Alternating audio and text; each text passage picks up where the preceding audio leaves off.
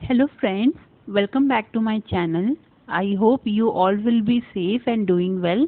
So friends, last time we were discussing about the School of Management thoughts, and till now we have discussed about the classical approach. We have completed about the scientific management and administrative approach and the bureaucratic approach. So today we will cover the behavioral approach. In this we will study about the human relation movement. So start करते हैं. So friends, behavioural approach में आप पहले ये जान लो कि behavioural approach जो है वो क्यों आया. जब आपका पहला जो ट्रेडिशनल अप्रोच था, जो क्लासिकल अप्रोच था, इसमें जो भी आपके थ्योरीज थे उन्होंने जो भी थ्योरीज दी थी, तो उनका जो फोकस था वो ज़्यादा मोटिवेशनल जो फैक्टर्स थे उनके अकॉर्डिंगली मॉनेटरी रिवॉर्ड ज़्यादा इंपॉर्टेंट थे. तो उन्होंने कहीं ना कहीं जो ह्यूमन ग्राउंड है, ह्यूमैनिटी ग्राउंड है, उसको साइड में कर दिया था. तो इसके लिए बिहेवियरल जो साइंटिस्ट थे उनका इमरजेंस हुआ. उन्होंने अपने जो थॉट्स हैं वो सामने लेकर के आए. तो उनका क्या कहना था? उनका कहना था कि it considers organisation as groups of individuals with objectives. अब उनके हिसाब से जो ऑर्गेनाइजेशन होती है ये सिर्फ हमारी मशीनरी और काम तक सीमित नहीं होती. वो जो है ग्रुप होती है इंडिविजुअल्स की, यानी कि वो अलग अलग लोगों से मिलके बनती है, और उन लोगों के खुद के भी ऑब्जेक्टिव्स होते हैं, उनकी भी खुद की नीड्स होती हैं, और वो अपनी ऑब्जेक्टिव के जो है फुलफिलमेंट करना चाहते हैं, उसको अचीव करना चाहते हैं. फिर नेक्स्ट क्या है कि the realistic model given by behavioural scientist suggest that different people react differently to the same situation. अभी जो रियलिस्टिक मॉडल था, जो बिहेवियरल साइंटिस्ट लोगों ने दिया था, उनके हिसाब से अलग अलग लोग अलग अलग तरीके से बिहेव करते हैं, भले सिचुएशन सेम हो. तो अभी ऐसा नहीं है कि हम लोग जो है प्रेडिक्ट कर सकते हैं कि अगर कोई प्रॉब्लम हो रही है तो उसमें सारे एम्प्लॉयज़ एक ही तरीके का एक्शन लेंगे या एक ही तरीके का बिहेव करेंगे. जनरल लाइफ में भी यही चीज़ होता है. सपोज़ करिए कि आपने कुछ गलती की, तो हो सकता है कि आपको पापा डांट दे लेकिन मम्मी नहीं डांटे, हो सकता है मम्मी डांटे लेकिन पापा नहीं डांटे. तो ऐसे आप अलग अलग तरीके से एक्सपेक्ट कर सकते हो कि हो सकता है दोनों लोग ही नहीं डांटे. आप कंफर्म नहीं रह सकते कि हाँ ठीक है दोनों से डांट पड़ेगी ही या दोनों से डांट नहीं पड़ेगी.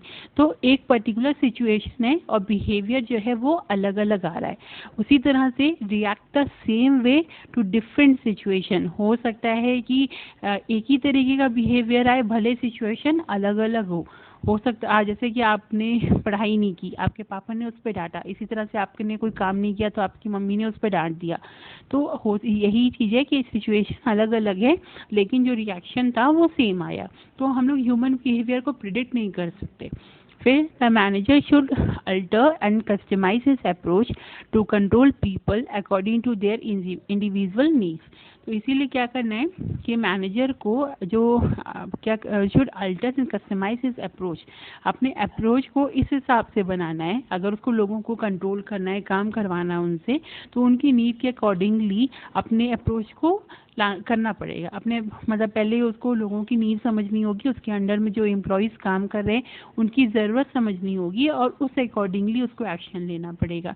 तभी वो उनको कंट्रोल कर पाएगा, तभी वो उनसे काम करा पाएगा. फिर क्या आता है? It says that conflict is inevitable and desirable and should be faced with understanding and determination. अब यहाँ पे हम लोग बात करते हैं कॉन्फ्लिक्ट की. तो बिहेवियरल अप्रोच में क्या हुआ कि उन्होंने कॉन्फ्लिक्ट के बारे में भी बोला, और उनके हिसाब से क्या था कि कॉन्फ्लिक्ट जहाँ पे दो बर्तन होते हैं वहाँ खटकते हैं. ये हमने बहुत कॉमन फ्रेज सुना है. इसी तरह से जहाँ दो लोग होते हैं वहाँ पे झगड़ा होता ही होता है, प्रॉब्लम्स होती ही होती हैं. तो किसी भी ऑर्गेनाइजेशन पे आप उसको अवॉइड नहीं कर सकते, वो चीज़ें वहाँ पे आएंगी ही आएंगी. और कई बार वो ज़रूरी भी हो जाती है. ज़रूरी क्यों हो जाती हैं? जैसे कि मान लो हम लोग स्कूल में हैं, आपके कोई फ्रेंड है और आप हो, आप दोनों के बीच में झगड़ा हो जाता है. तो हम लोग कई बार गुस्से में नहीं कह देते कि ठीक है मैं तुमसे ज़्यादा मार्क्स ला के दिखाऊंगा. तो यहाँ पे हमारे बीच में कॉन्फ्लिक्ट हो रही है, लेकिन कहीं ना कहीं हमारी जो प्रोडक्टिविटी है वो बढ़ जाती है, अच्छी हो जाती है. इसी तरह से हम लोग किसी ऑफिस में काम कर रहे होते हैं, किसी हमारे कॉलीग से हमारी कोई परेशानी हो जाती है, हम लोग का झगड़ा हो जाता है, प्रॉब्लम्स हो जाती है, तो हम लोग कहीं ना कहीं अपने काम पे और फोकस करने लग जाते हैं ताकि हम लोग उस पर अच्छा कर सके। और अल्टीमेटली क्या होता है, हमारी प्रोडक्टिविटी तो बढ़ती ही बढ़ती है, ऑर्गेनाइजेशन को भी उस चीज़ का फ़ायदा होता है। लेकिन क्योंकि जहाँ कॉम्पिटिशन की स्पिरिट होगी वहीं पे बेनिफिट होगा, लेकिन कहीं वो कॉन्फ्लिक्ट जो है वो बढ़ ना जाए, इसके लिए उसको फेस करना होगा, उसको सुधारना पड़ेगा अंडरस्टैंडिंग और डिटर्मिनेशन के साथ। और ये किसको करना है, मैनेजर्स को करना है। फिर आता है generally people resist social aspects of change not technological aspects. अभी इन्होंने चेंज की भी बात की। अक्सर क्या होता है, हम लोग चेंज में, जब हम लोग अपने ऑर्गेनाइजेशन में चेंज लाना चाहते हैं तो हम लोग क्या सोचते हैं कि एम्प्लॉयज़ को प्रॉब्लम है टेक्नोलॉजी को एक्सेप्ट करने में, लेकिन एक्चुअली में हम लोग ये भूल जाते हैं कि टेक्नोलॉजी के साथ साथ उनको ये सोशल एस्पेक्ट भी चेंज करने, जो चेंज हो रहे हैं उससे भी प्रॉब्लम है। क्यों? क्योंकि टेक्नोलॉजीज आ रही हैं तो लोग चले जा रहे हैं, उसकी या और नए एम्प्लॉयज़ आ रहे हैं तो उन लोगों को एक्सेप्ट करने में प्रॉब्लम होती है, उनसे अलग रहने में प्रॉब्लम होती है, क्योंकि उनसे इंट्रैक्शन कम हो जाएगा। तो ये सारी चीज़ें भी है, एम्प्लॉयज़ को बहुत बॉदर करती है, जिसको अक्सर हम लोग ऑर्गेनाइजेशन में जो है अवॉइड कर देते हैं, इस पर ध्यान नहीं देते। तो बिहेवियरल अप्रोच में कहा गया है कि हमें इन सारी चीज़ों पर फोकस करना होगा। अब बिहेवियर अप्रोच में हमारा जो पहला ह्यूमन रिलेशन मूवमेंट आता है, तो ह्यूमन रिलेशन मूवमेंट में हम लोग पढ़ेंगे हॉथॉर्न एक्सपेरिमेंट के बारे में। अब इसका नाम हॉथॉर्न एक्सपेरिमेंट किसने दिया था? हेनरी ए लैंडसबर्गर ने, और 1950 में। अब इन्होंने ये नाम क्यों दिया? इन्होंने नाम दिया था एक एनालिसिस करने के बाद, उन्होंने एक एक्सपेरिमेंट का एनालिसिस किया था। वो एक्सपेरिमेंट 1924 से लेके 1932 के बीच में हुआ था। कहाँ हुआ था? Hawthorne works western electric company इन हॉथॉर्न, सिसेरो, इलिनॉइस। यानी सिसेरो, इलिनॉइस शिकागो में एक जगह है, वहाँ पे एक वेस्टर्न इलेक्ट्रिक कंपनी है जिसको जो हॉथॉर्न वर्क्स के नाम से, मतलब हॉथॉर्न वर्क्स पे है। और इस कंपनी में एक एक्सपेरिमेंट हुआ 1924 से 1932 के बीच में। और ये एक्सपेरिमेंट किसने किया? प्रोफेसर एल्टन मायो ने और उनके कुछ कॉलीग्स ने। उनके कॉलीग्स में वाइट हेड और रेथलसबर्गर भी आते हैं, उनके मैं नाम लिख दूंगी डिस्क्रिप्शन बॉक्स में, तो आप उसको भी याद रखना, ध्यान में रखना, तो कुछ इंपॉर्टेंट है।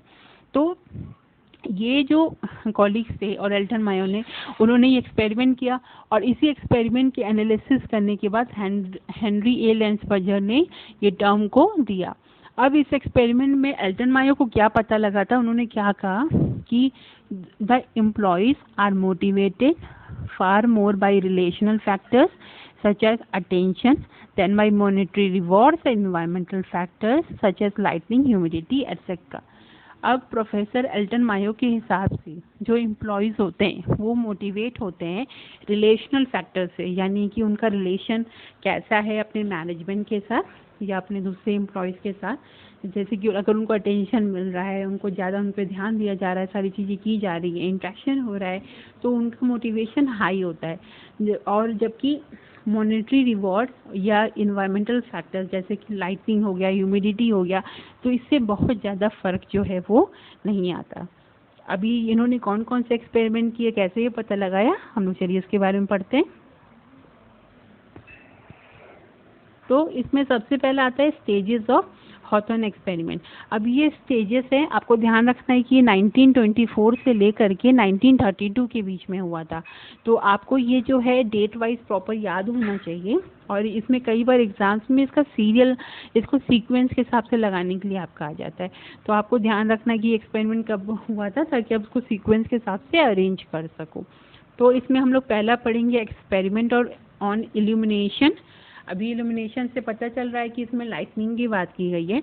तो एल्टन मायो ने क्या किया, एक कमरे में वहाँ पर उन्होंने दो ग्रुप रखे। पहला एक कंट्रोल ग्रुप रखा और दूसरा टेस्ट ग्रुप रखा। कंट्रोल ग्रुप में हर चीज़ कंट्रोल में था, वहाँ पे इल्यूमिनेशन, लाइटनिंग वगैरह सही थी, प्रॉपर थी। लेकिन जो टेस्ट ग्रुप था उसमें लाइटनिंग जो है वो बार बार डिम की गई, हाई की गई, चेंज करते गए। तो उनको लगा कि हो सकता है उससे प्रोडक्टिविटी पे इफेक्ट पड़े, प्रोडक्टिविटी कम ज़्यादा हो। लेकिन अल्टीमेटली रिजल्ट क्या निकला कि प्रोडक्टिविटी चेंज नहीं हुई, बहुत डिफरेंस नहीं आया। तो एल्टन मायो को ये अंदाज़ा हुआ कि इल्यूमिनेशन से बहुत ज़्यादा डिफरेंस नहीं आता। फिर relay assembly test room experiment किया उन्होंने, इसको बात को कंफर्म करने के लिए। तो उन्होंने क्या किया, एक कमरे में 6 औरतों को रखा।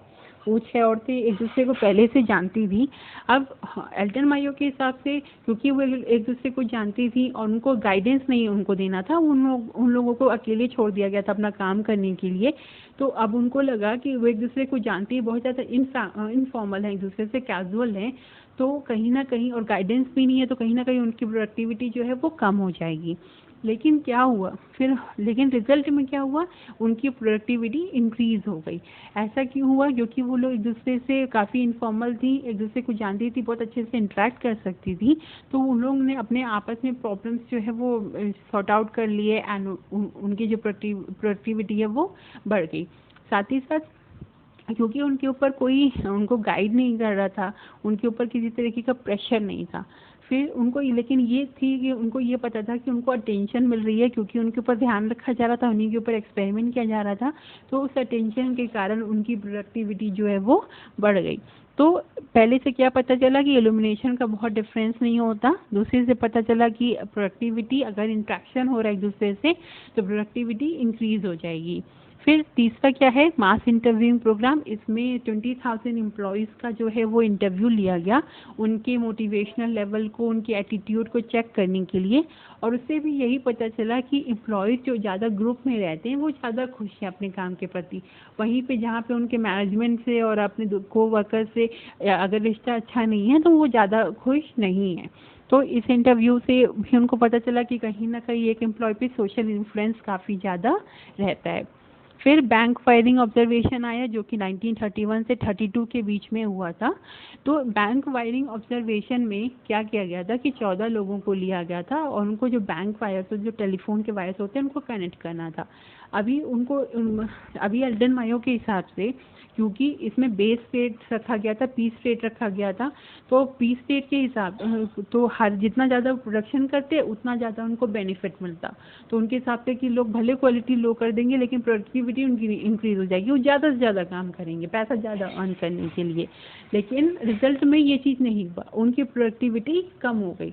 अब प्रोडक्टिविटी कम क्यों हो गई, तो जब इसके पीछे रीज़न पता किया गया, तो इसमें सबसे पहला रीज़न ये था कि उनको डर था कि अगर वो अपना टारगेट जो है वो पूरा कर लेंगे, तो कहीं तो कुछ एम्प्लॉयज़ को निकाला जा सकता है, अगर आगे कुछ वैसे प्रोडक्शन की ज़रूरत ना हो, अगर उतनी क्वांटिटी की ज़रूरत नहीं होगी, तो कुछ एम्प्लॉयज़ को हटा दिया जाएगा।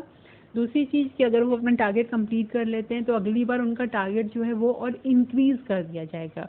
तो ये 2 फैक्टर्स तो आए, लेकिन तीसरा फैक्टर क्या था, तीसरा फैक्टर ये था कि क्योंकि वो लोग 14 लोग साथ में ही रह रहे थे, तो उनके बीच में एक फ्रेंडली रिलेशन हो गया था, रिलेशन था। तो अभी उन्होंने, जो उनके स्लो कोवर्कर्स थे, यानी कि एक काम जो धीरे कर रहा है, तो उसको बचाने के लिए भी बाकी लोगों ने अपनी प्रोडक्टिविटी जो है वो कम कर दी। तो इसी चीज़ को देख के कहा गया कि सोशल इन्फ्लुएंस काफ़ी होता है, ग्रुप इन्फ्लुएंस काफ़ी होता है आपको, आपके मोटिवेशन लेवल जो है वो बढ़ाने में या कम करने में। तो अल्टीमेटली इसका रिजल्ट यही निकला कि मॉनेटरी रिवॉर्ड्स या इन्वायरमेंटल फैक्टर्स बहुत ज़्यादा रोल ऐसा नहीं प्ले करते हैं आपको मोटिवेशन बढ़ाने में, प्रोडक्टिविटी इंक्रीज़ करने में। जो ज़्यादा इम्पोर्टेंट लेवल है, रोल है, वो बेसिकली आपका होता है आपके सोशल इन्फ्लुएंस कैसा है, आपके ग्रुप का इन्फ्लुएंस आपके ऊपर कैसा है, या कितना अटेंशन या कितना इम्पोर्टेंस आपको दी जा रही है। तो ये 4 स्टेजेस से हॉथॉर्न एक्सपेरिमेंट के, इसमें ही एक आपका ऐड हुआ था पर्सनल काउंसलिंग, जो अप्रॉक्स 2000 में ऐड हुआ था। इसमें क्या किया गया था, इसमें जो आपके एम्प्लॉयज़ थे उनकी काउंसलिंग की गई थी कि उनका एग्जैक्टली उनको क्यों प्रॉब्लम्स होती हैं। तो उसमें भी यही चीज़ पता चला कि अगर मैनेजमेंट से अच्छा रिश्ता नहीं है, उनके बीच में किसी तरीके की प्रॉब्लम्स है, कॉन्फ्लिक्ट्स हो रहे हैं, बहुत एक्सेस कॉन्फ्लिक्ट्स हैं, तो इसके वजह से वो खुश नहीं रहते, उनकी प्रोडक्टिविटी जो है वो लो होती रहती है, भले ही उनकी सैलरी, उनके मॉनेटरी रिवॉर्ड्स काफ़ी ज़्यादा हो। तो अल्टीमेटली हॉथॉर्न एक्सपेरिमेंट का जो रिजल्ट था वो ये निकला था। और उसमें इम्प्लीकेशंस बेसिकली अब क्या क्या हुए हॉथॉर्न एक्सपेरिमेंट में, सबसे पहले आ गया सोशल फैक्टर्स इन आउटपुट। जो सोशल फैक्टर का कितना इम्पोर्टेंस है आउटपुट में। अगर ग्रुप इन्फ्लुएंस अच्छा है, आपके कॉलीग्स अच्छे हैं, आपका मैनेजमेंट अच्छा है, आपसे उनकी बहुत बनती है, तो आपका आउटपुट जो है वो ज़्यादा होगा। इसी तरह से ग्रुप इन्फ्लुएंस, आपके साथ के लोग कैसे हैं ये बहुत डिपेंड करता है। अगर उनकी प्रोडक्टिविटी इंक्रीज़ हो रही है अगर तो या इस पे भी बहुत मैटर करता है, आप भी अपना अच्छा करने की कोशिश करोगे। लेकिन इसी में एक चीज़ और हो जाती है गलत, सिनर्जी जिसको कहते हैं। सिनर्जी क्या है कि हम लोग क्या करते हैं, हमारे ग्रुप में अगर कोई कम काम कर रहा है तो उसके लेवल तक पहुंचाने के लिए हम लोग अपने काम को कम कर देते हैं। जैसे कि बैंक फायरिंग में हुआ था, वो वर्कर जो है उनका अगर कम काम कर रहा था तो उसके लेवल तक पहुंचाने के लिए काम कम कर दिया गया था। इसी को सिनर्जी भी कहा जाता है। सॉरी सिनर्जी में बेसिकली मैंने अपोजिट बोल दिया। सिनर्जी में आपका क्या होता है कि सिनर्जी में आप ग्रुप इन्फ्लुएंस में जैसे हम लोग बात करते हैं, हमारा मान लीजिए हम लोग का 3 इनपुट है, इसकी कैपेसिटी 10 की है, इसकी कैपेसिटी 10 की है, इसकी कैपेसिटी 10 की है। लेकिन जब हम लोग इसको मिला देंगे तो इसकी कैपेसिटी हमेशा 30 से ज़्यादा ही होगी, जो रिजल्ट आएगा 30 से ज़्यादा ही होगा। इसी को हम लोग सिनर्जी कहते हैं बेसिकली। यानी कि जो इनपुट का कॉम्बिनेशन है वो आउटपुट के कॉम्बिनेशन से कम होता है, आउटपुट जो अल्टीमेटली निकलता है वो ज़्यादा होता है। ओके, फिर एक आता है आपका कॉन्फ्लिक्ट। हम लोग ने इसमें कॉन्फ्लिक्ट के बारे में पढ़ा कि अगर कॉन्फ्लिक्ट होता है, अगर हल्का फुल्का कॉन्फ्लिक्ट हो तो प्रोडक्शन में जो है इंक्रीज़ होगा, लेकिन अगर कॉन्फ्लिक्ट ज़्यादा है तो वो प्रोडक्शन को हैम्पर करेगा, क्योंकि सोशल रिलेशन अच्छा होना बहुत इम्पोर्टेंट है। फिर आता है लीडरशिप। अगर लीडरशिप ऐसी होनी चाहिए जो कि वो अपनी एम्प्लॉयज़ को अपना थोड़ा सा दिमाग भी लगाने दे, उनको अपने लेवल पे कुछ करने दे। अगर लीडरशिप आपकी बहुत हार्श है, अगर जैसे कि हम लोग ने पढ़ा था रिले असेंबली टेस्ट रूम में, अगर आपने उनको थोड़ा फ्री छोड़ दिया, उनको अपने आप तक डिसीजन लेने देते हो, तो कहीं ना कहीं उसकी प्रोडक्टिविटी जो है वो बढ़ती है। और लीडरशिप में अगर आप बहुत ज़्यादा प्रेशराइज करते हो अपने एम्प्लॉयज़ को, तो वो इफेक्ट जो है ख़राब होगा, प्रोडक्टिविटी जो है वो लूज़ हो जाएगी। फिर आता है सुपरविज़न। सुपरविज़न आपका ऑलमोस्ट वैसा ही हुआ। सुपरविज़न में क्या चीज़ हो गया, सुपरविज़न में आपको सुपरवाइज एक लेवल तक ही करना है, आपको बहुत ज़्यादा नहीं है कि आप उनके ऊपर दबाव डालो, प्रेशर डालो, तो वो आपकी अल्टीमेटली उनको डीमोटिवेट कर देगी। आपको उनको इम्पोर्टेंस देनी है, आपको उनको ऐसा अटेंशन देना कि उनको भी लगे कि उनको अटेंशन मिल रहा है, उनके काम को देखा जा रहा है, लेकिन आप उनको प्रेशराइज नहीं करोगे या आप उनको अपने दम पे कुछ थोड़ा सा डिसीज़न लेने दोगे। फिर आता है कम्युनिकेशन। कम्युनिकेशन बहुत इंपॉर्टेंट है। जितना ज़्यादा कम्युनिकेशन हो रहा है, जितना ज़्यादा इंट्रैक्शन हो रहा है, उतना ज़्यादा रिलेशन अच्छा स्ट्रांग होता है। और अगर रिलेशन स्ट्रांग है तो कहीं ना कहीं आपका जो वर्क है, प्रोडक्टिविटी, मोटिवेशन लेवल हाई होगा और प्रोडक्टिविटी अल्टीमेटली जो है वो बढ़ेगी। फिर लेकिन अब इसमें कुछ क्रिटिसिज्म थे हॉथॉर्न एक्सपेरिमेंट के। अभी हर अच्छी चीज़ों के साथ कुछ बुरी चीज़ें आती हैं, कुछ प्रॉब्लम्स आती हैं। तो बेसिकली हॉथॉर्न एक्सपेरिमेंट में क्या प्रॉब्लम थी, पहला था कि did not focus on the attitude that people bring them to the work place. अभी इसमें हम लोग ने डिस्कस किया कि उनका एटीट्यूड, जो एम्प्लॉयज़ का एटीट्यूड है अपने मैनेजमेंट के प्रति या अपने कोवर्कर के प्रति कैसा है, और उस पर हमारी प्रोडक्टिविटी इंक्रीज़ हो रही है। लेकिन हम लोग ने उस चीज़ पे फोकस नहीं किया कि एम्प्लॉय जो एटीट्यूड अपने साथ लेकर के आ रहे हैं अपने वर्क प्लेस पे। यानी कि मान लीजिए आपका अपने घर में झगड़ा हो गया, या किसी एम्प्लॉय का अपने स्पाउस से झगड़ा हो गया, फैमिली मेम्बर से झगड़ा हो गया, तो वहाँ पे वो अपने वर्क प्लेस पे जाता है, भले वहाँ का एनवायरनमेंट काफ़ी अच्छा है, वहाँ के लोगों से उसका इंट्रैक्शन अच्छा है, लेकिन उसका मूड ख़राब होगा और अल्टीमेटली प्रोडक्टिविटी जो है वो हैम्पर कर जाएगी। फिर did not recognise forces as class consciousness, the role of unions, other extra plan forces. अब उन्होंने इसमें जो यूनियन का रोल है या जो उनको अपने आप को आगे लेके जाना है, एम्प्लॉयज़ को जो अपने आप को बढ़ाना है, क्लास कॉन्शियसनेस है उनके अंदर या जो और भी फोर्सेस हैं वहाँ पे, हमारे पॉलिटिकल, लीगल, इन सब की बात कर लेते हैं अगर, तो इस तरह की चीज़ों को उन्होंने कंसीडर नहीं किया, क्योंकि इन सब की वजह से भी प्रोडक्टिविटी में काफ़ी ज़्यादा इंक्रीज़ और डिक्रीज़ होती है, डिफरेंस आता है। फिर आता है typical unpleasant place can not be generalise Hawthorne plan.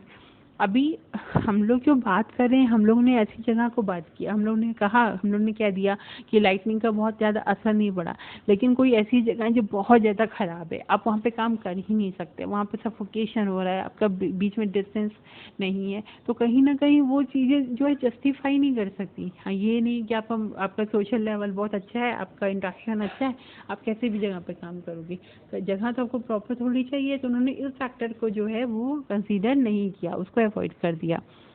फिर works means to an end not an end themself, यानी कि अब ऐसा नहीं है कि हम लोग सिर्फ वर्कर्स पे इतना फोकस कर रहे हैं, इतना ज़्यादा उन पे सोशल इन्फ्लुएंस और ग्रुप इन्फ्लुएंस पे फोकस कर रहे हैं कि हम लोग ने वर्कर्स को अल्टीमेटली बस हमें उन्हें खुश रखना है, हमने ये मान लिया। हम ये भूल गए कि अल्टीमेटली हमें क्या करना है, वर्कर्स के ऑब्जेक्टिव्स के साथ साथ हमें ऑर्गेनाइजेशन का भी तो ऑब्जेक्टिव जो है वो अचीव करना है। तो उसके लिए कहीं ना कहीं हमें थोड़ा स्ट्रिक्ट या हार्श होना पड़ता है काम करवाने के लिए। तो ये जो पॉइंट है ये हॉटन एक्सपेरिमेंट में कहीं ना कहीं मिसिंग था। तो ओवरऑल यही क्रिटिसिज्म था हॉटन एक्सपेरिमेंट का। तो अल्टीमेटली जो हम लोग के पास निकला, जो रिजल्ट निकला, कंक्लूजन निकला, वो क्या था कि आपका इन्वायरमेंटल फैक्टर या आपके जो मॉनेटरी रिवॉर्ड्स होता है, इनके साथ साथ या इनके अलावा आपको कहीं ना कहीं सोशल फैक्टर्स जो है वो बहुत इंपॉर्टेंट होते हैं आपकी प्रोडक्टिविटी बढ़ाने में, आपको मोटिवेट करने में, या आपको किसी भी ऑर्गेनाइजेशन से जोड़ के रखने में। जो चीज़ें ट्रेडिशनल अप्रोच में मिसिंग थी वो बिहेवियरल अप्रोच में जो है वो कवर किया गया। तो आज के लिए इतना काफ़ी है। बाकी जो इसमें कुछ टर्म्स थे जो इम्पोर्टेंट थे, मैं ये सारे टर्म्स जो है आपके डिस्क्रिप्शन बॉक्स में मेंशन कर दूंगी, आप उसे देख सकते हो। और इसके आगे भी जो कुछ आपके टॉपिक्स बाकी रह गए हैं, जैसे कि मॉडर्न अप्रोच बाकी है और बिहेवियर साइंस बाकी है, ये हम लोग नेक्स्ट टॉपिक में कंप्लीट कर देंगे। और उसके बाद हम लोग फिर आगे बाकी सारी चीज़ें कवर करेंगे। और आगे पढ़ने से पहले आपको स्कूल ऑफ मैनेजमेंट थॉट्स एक बार आप अपना प्लीज़ क्लियर कर लीजिएगा, जितने पुराने वीडियोज़ आप उसको एक बार देख लीजिएगा। और जो वीडियोस आपको अच्छे लग रहे हैं please like them and subscribe कर लीजिए, आपको जो दूसरे टॉपिक्स जो आने वाले हैं हमारे उनको पढ़ने के लिए। एंड तब तक के लिए टेक केयर, बाय बाय।